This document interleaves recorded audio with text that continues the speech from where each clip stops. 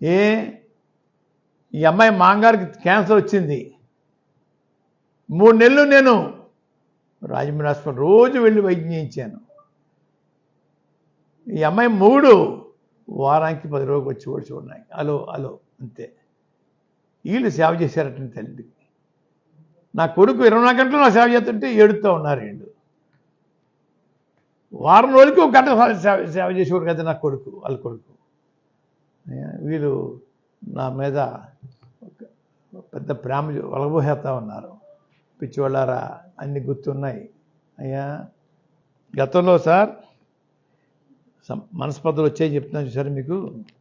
7 సంవత్సరాల క్రితం నా భార్యకి క్యాన్సర్ వచ్చిందండి హైదరాబాద్లో.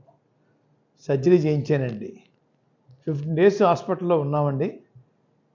మళ్ళా 10 రూపాయలకి రండి కీమో చేయించానని చెప్పి డాక్టర్ సెన్సార్ గారు చెప్తే ఈ ఎదవలకి ఇంటికి వచ్చానండి. ఈ ఎదవలో 5 నిమిషాలు కూడా లోపల రావద్దన్నారు మమ్మల్ని. 5 నిమిషాలు కూడా మొగుడు పెళ్ళం మా ఇంటికి రావద్దు.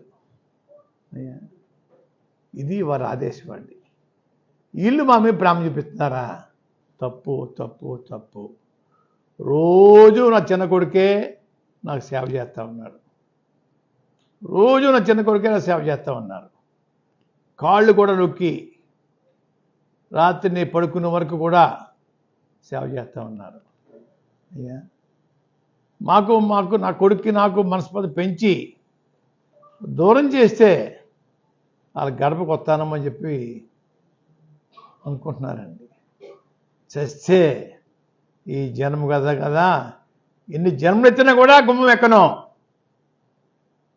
ఆ గుమ్మం ఎక్కడం కోసం నాకు నా కొడుక్కి మా వీంకుడు శివాజీ గారికి మనస్పర్ధ పెంచడానికి ప్రయత్నం చేస్తూ ఉన్నారు.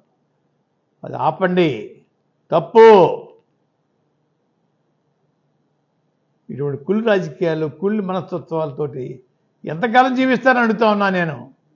మీకు నాకు సంబంధం ఏంటి? సంవత్సరం కాలం నుంచి మీకు మాకు రాకపోకలు లేవే. ఎందుకు నా గురించి ఎడుతూ ఉన్నారు మీరు?